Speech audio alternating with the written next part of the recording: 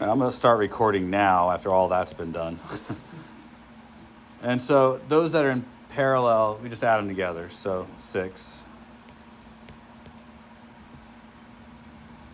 And I hope this part's obvious too, that by putting that together the way we did, our final equivalent capacitance ends up being 2 microfarads. Did we add the 2 before to get 6? No. Yes, because they're in parallel. So you could probably make this 4 steps and not 3 steps. But when you can do more than one at a time, I think you probably should. All right. So, any questions to getting reduced? Now your job working backwards is to figure out the charge and the potential across each of the capacitors. We've done our stepwise reduction. Now we're applying Q equals C times V. So 2 microfarads, 12 volts, 24 microcoulombs. Now, we have a set of rules. I want to remind you about the rules as we start working backwards. That this is our equivalent capacitance, which means the battery moved 24 microcoulombs of charge. But each capacitor has a different amount of charge on it. So as you work backwards, and you're replacing the equivalent capacitance with the actual set of capacitors that were kind of there before in these intermediate steps, your job is to know, All right. All jokes aside, when you go back to a set of capacitors that are in series, what gets applied to both capacitors in series? The charge. So it's 24 microcoulombs applied to each. Capacitors in series have the same charge every time. So it's pretty straightforward. And now you're trying to find the voltage. So you take that charge and divide by the capacitance to get the voltage across each of those capacitors. So I'm going to have 24 divided by 6. That'll be 4 volts. And 24 divided by 3, 8 volts. And just a reminder, check your work.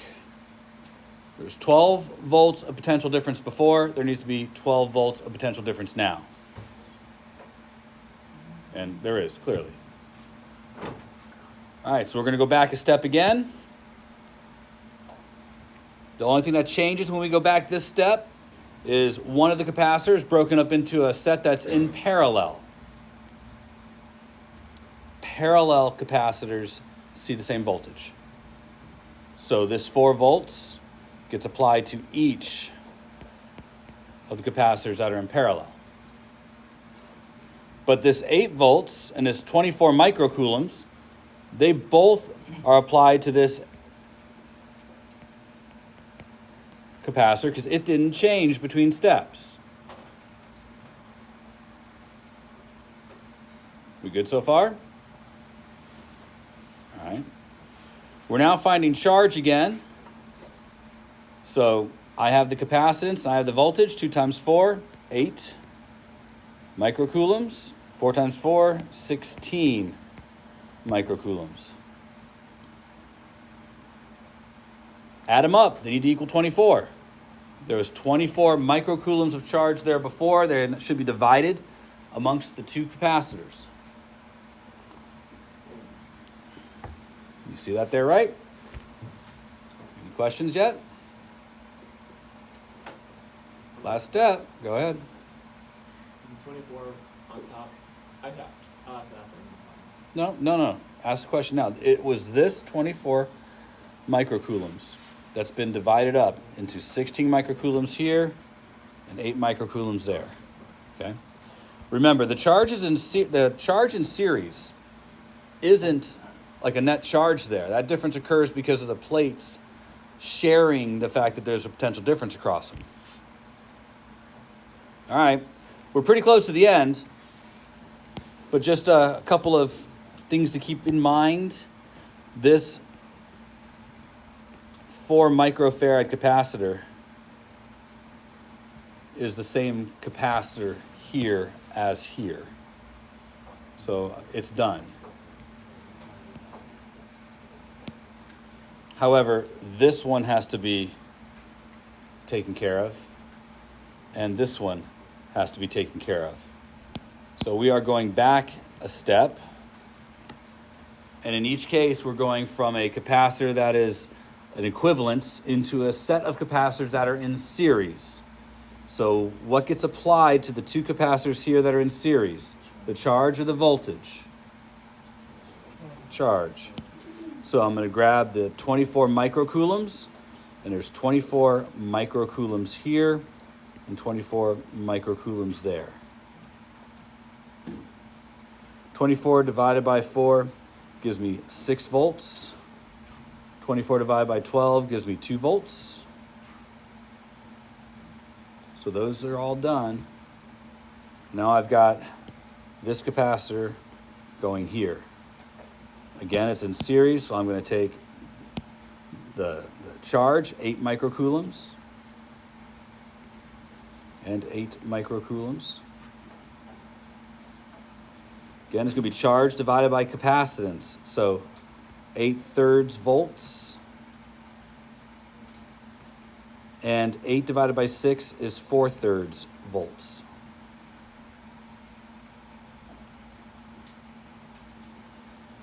Now, we've effectively solved the circuit. You could find the energy stored in any capacitor because we have the charge, the voltage, and the capacitance for each of the capacitors here. That's solving the circuit. Now, you can check your work a lot of ways. In any loop through the circuit, we should see a total of 12 volts. So take a look through the circuit. 6 plus 2 plus 8/3 plus 4/3. Does that equal 12?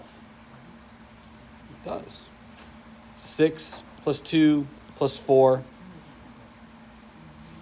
That's it. 6 plus 2 plus 4. Does that equal 12? Why don't you add both sides then? That'd be really left and right. That's what I was thinking. Remember, a loop goes from one point in the circuit around a closed condition to the back to that point. So that's when you're adding the voltages up, you only add across one of those loops. So, kind of a mind that once you've done this a couple times, really isn't all that tough. But we're going to try at least another example. I was hoping to get 3 in today.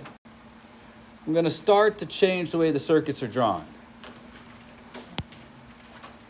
Mostly because one of the things that you have to begin to do is to translate the circuit, to figure out what's actually in series versus what's actually in parallel.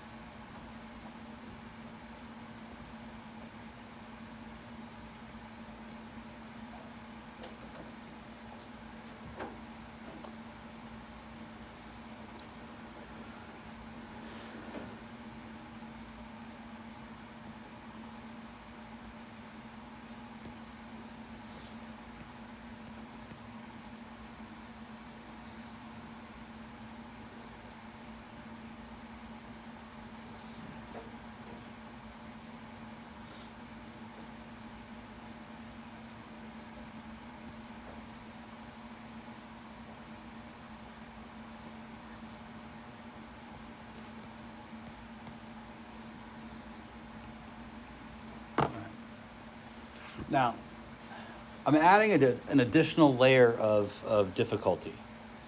And it's not intended to make it more challenging. It's intended to help you understand that circuits aren't usually drawn in a way that is compelling to help you figure out what's in series and what's in parallel. In this circuit, I have just 4 capacitors, and they're arranged in a way that's convenient and boxy so that the schematic itself is more simple to draw. You need to figure out what's in series versus what's in parallel in this circuit. So one of the things you have to kind of do is translate the circuit, redraw it, to help make sense of what's in series and what's in parallel. And you may or may not have a good idea how to do that. But it's not as hard as it looks. So right now, if you don't know this, the 6 and the 3 are in series with each other. And those two capacitors are in parallel with the 2 microfarad capacitor. And that entire system is in series with the 12 microfarad capacitor. If you can't see that, try doing this. Try redrawing the circuit. The lines that are used to draw the wires are just there for you to know how things are connected. In a schematic, these wires have no resistance, no capacitance, and are merely there to help organize the order in which the circuit elements are connected. So, this place right here that I've indicated is this point right here. Those are corresponding places in both circuits, some distance away from the positive side of my battery. I bring that up because that means that the very first thing I go through as I draw my way through the circuit is I go through this first capacitor.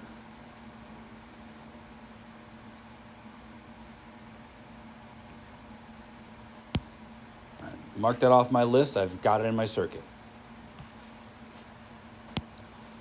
As I continue, I come to a place where the wire splits. So, make a place where the wire splits. So now you've got a path that goes this way through the circuit and a path that goes this way through the circuit. Pick a side. I'm going to pick the top side and note that the very first element I come to, so this point right here, is this point right there. You see what I'm doing? The very first circuit element I come to is a 6 microfarad. Mark that off the list. I got it down there. Then I turn a quarter and I immediately go through a 3 microfarad. All right, so nothing got in the way. I now have a 3 microfarad. And then I notice that I come back to another junction, a place where the wires come together. I can clearly see that on the other side, must be going through this 2 microfarad.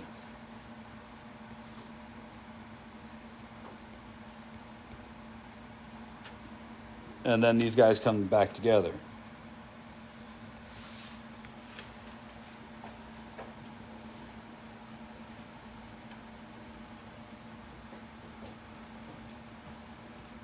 So translating the circuit into something that is easier for you to figure out series and parallel might be something you have to do. I think after a while, you'll begin to be able to see a circuit like this and recognize what's in series versus what's in parallel. But in the beginning, it might be better for you to line your circuit up so you can kind of see the series and parallel elements. Now at this point, I shouldn't have to help you. Why don't you reduce the circuit? Do that portion on your own. Many of you are already in the middle of it.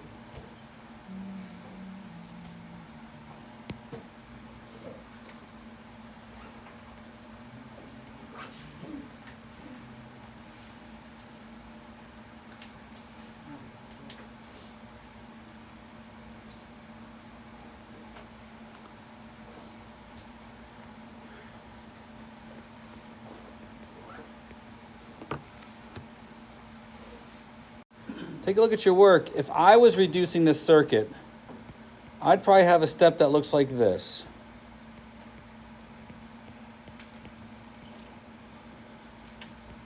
With the 12 microfarad here and the 2 microfarad here, and then something here to replace the 6 and 3. Then I'd probably have a step that looks like this, where this is still the 12 microfarad, but I'm going to replace those 2 that are in parallel. And then I'll have a step that brings it all together. Those are the steps that I kind of foresee. Do you see those? Some of you did it different, and there's no different way. It's this way or nothing. So the 6 and 3 we already know is 2 microfarads. The 2 and 2 will be 4 microfarads. And the 12 and 4 will be 3 microfarads. So you guys who had something different, look closely at your work. If you do realize if you screw up the reduction, there's no way, no turning back. You can't fix it. And unfortunately for us, there's no way of knowing when you get to the part where it's reduced if you've done it right or not. There's no way to check your work, and let's just do it over again. Now, working backwards isn't so bad. 3 times 12, 36 microcoulombs. We good to go? Am I doing okay, or should I wait?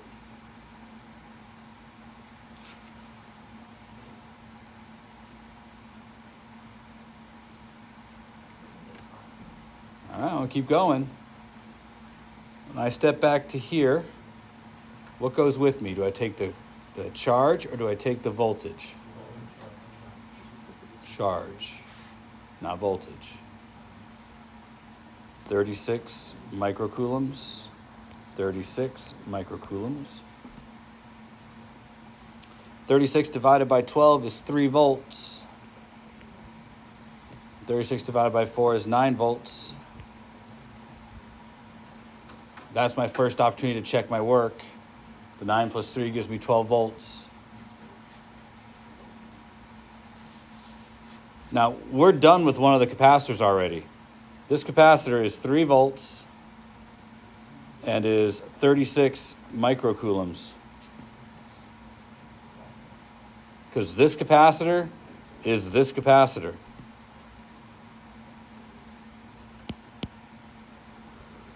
However, when we go back there, we're going back to a system that's in parallel. What do we take to a parallel system? Voltage or charge? Voltage. So 9 volts here, 9 volts there.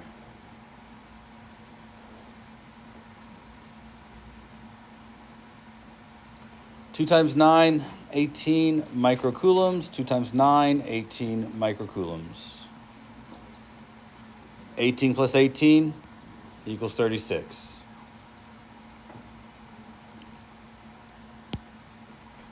All right. That means this guy's done. 9 volts, 18 microcoulombs. Last, the 6 and the 3. What do I take with me, the voltage or the charge? Charge. I'm going to a set that's in series. 18 microcoulombs, 18 microcoulombs. 18 divided by 6, 3 volts. 18 divided by 3, 6 volts. 6 plus 3 equals 9. Now, a check on my work. 3 volts plus 3 volts plus 6 volts. That's 12 volts. 3 volts plus 9 volts. That's 12 volts. So I checked both legs of the circuit to make sure they still add up to the total of 12 volts.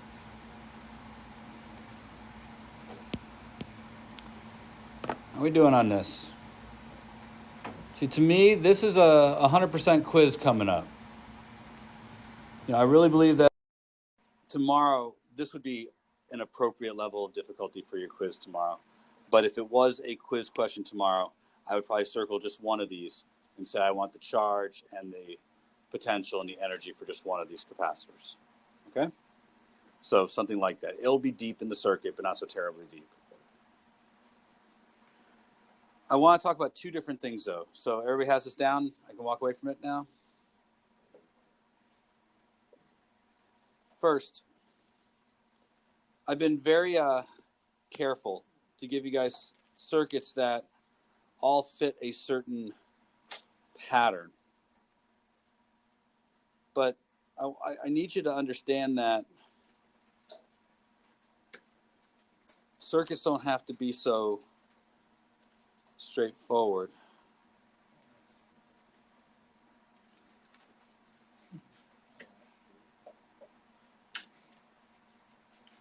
Now, I'm just putting this here, not because I want to solve this. I want to point out that this circuit can't be broken down into series and parallel. You start looking at it, you'll clearly understand there's clearly a series thing here, sure, and a series thing here, perhaps, but how do you simplify it beyond that? You'll find that it won't simplify into straightforward series and parallel. There are lots of examples of this. Here's another example of one that won't simplify into series and parallel.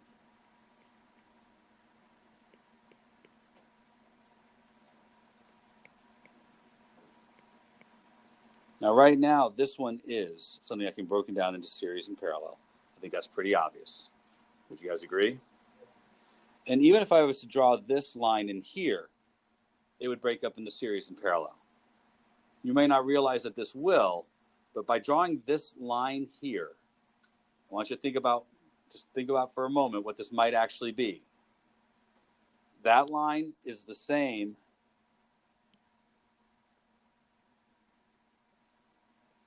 as doing that. Those would have been equivalent. So this is just two sets of parallel. Fair enough? Everything okay so far? If, however, I do this,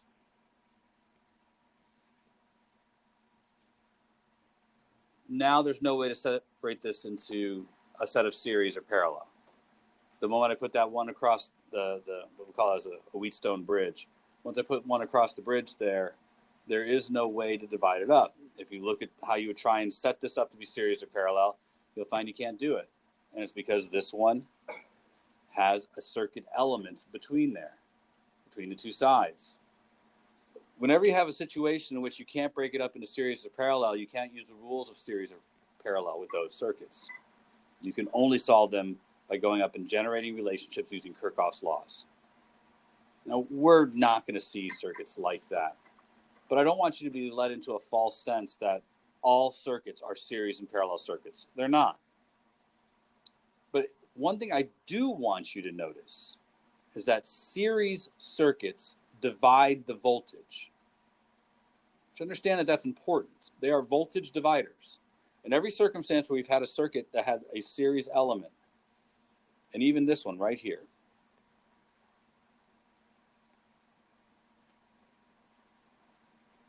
take a minute, make this 12 microfarads and 4 microfarads, and let's make this 24 volts. You should be able to do this one really easy, maybe even in your head.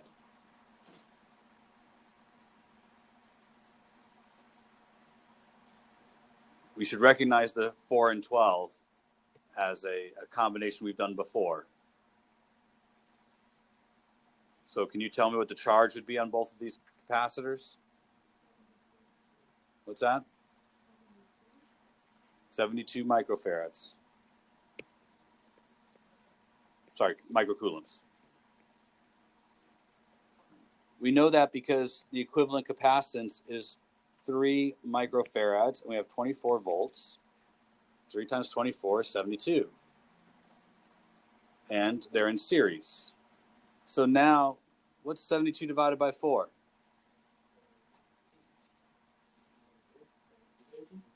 72 divided by 4 is not 6. It's 18. Thank you. And what's 72 divided by 12? 6. Now, if you look, the smaller capacitor takes more of the voltage. Do you see that? And the larger capacitor takes less.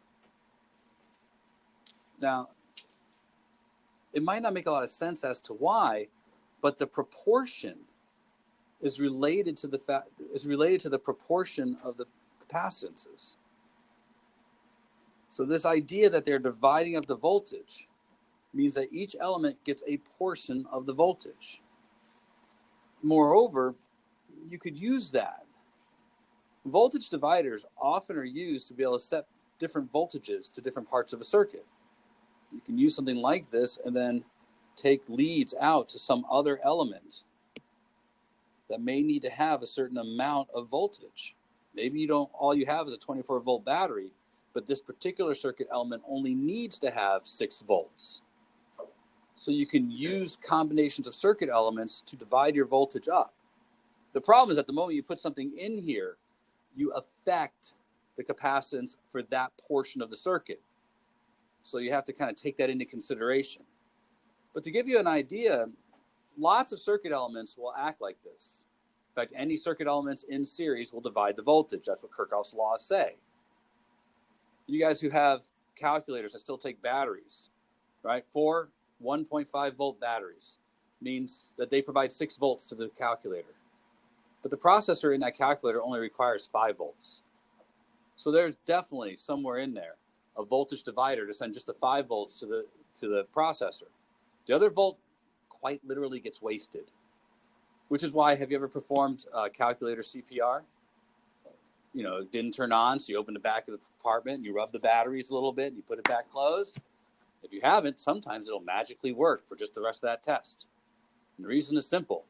Probably the batteries are wearing out. By you spinning them, you broke whatever oxidation was already on the batteries to give it slightly more conductivity so it could get just above the 5 volts. Doesn't need all 6, but it needs the 5 volts to be able to power the processor.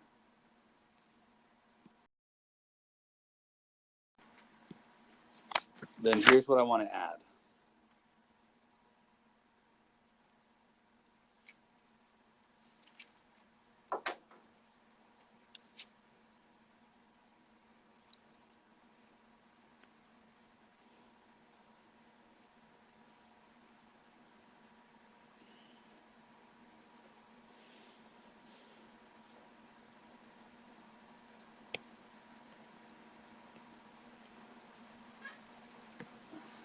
I have a 2 farad capacitor connected to a 12 volt source.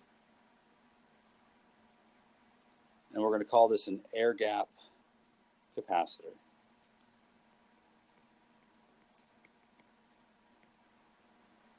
Now, real quick, you should figure out the charge in this capacitor.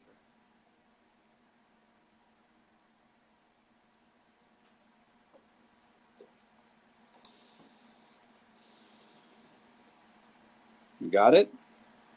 Shouldn't be a whole lot of work here. Q equals C times V. So when you do your multiplication there, you should find that you have 24 coulombs of charge stored in this capacitor. This is an unrealistic number, but here's what I want you to think about. The top of this capacitor is positively charged, and the bottom of this capacitor is negatively charged. There's a force of attraction between the 2 plates of the capacitor. Has to be. You guys understand what I just said? So let's say that I am capable of manipulating this capacitor, and I pull the capacitor plates apart, so they're now twice as far apart. What happens?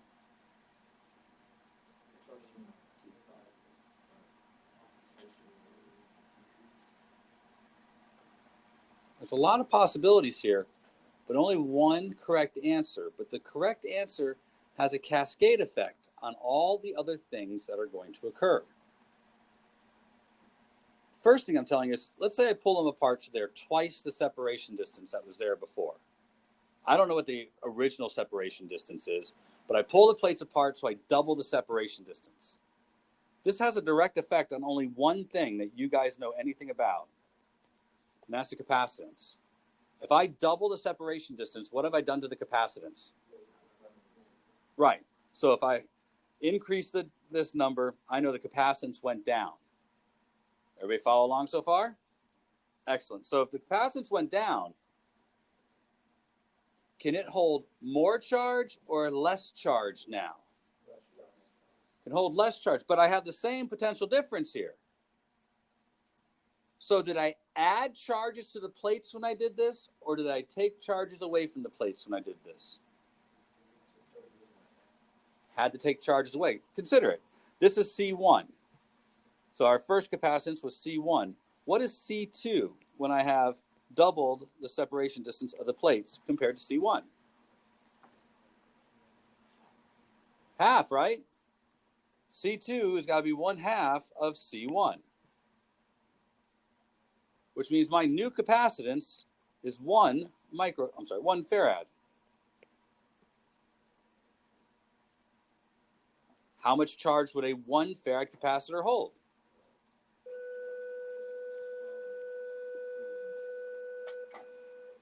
Now, here's what I want you to do real quick.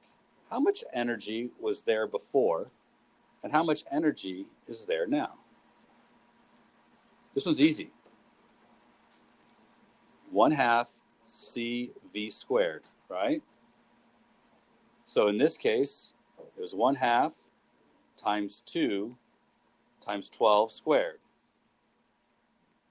And now it's 1/2 times 2 times 1 times 12 squared. Did the energy go up or did the energy go down? No. Didn't say the same. The energy goes down, right? The energy is half of what it was. Well, there's an implication here, but he'll have to wait till tomorrow.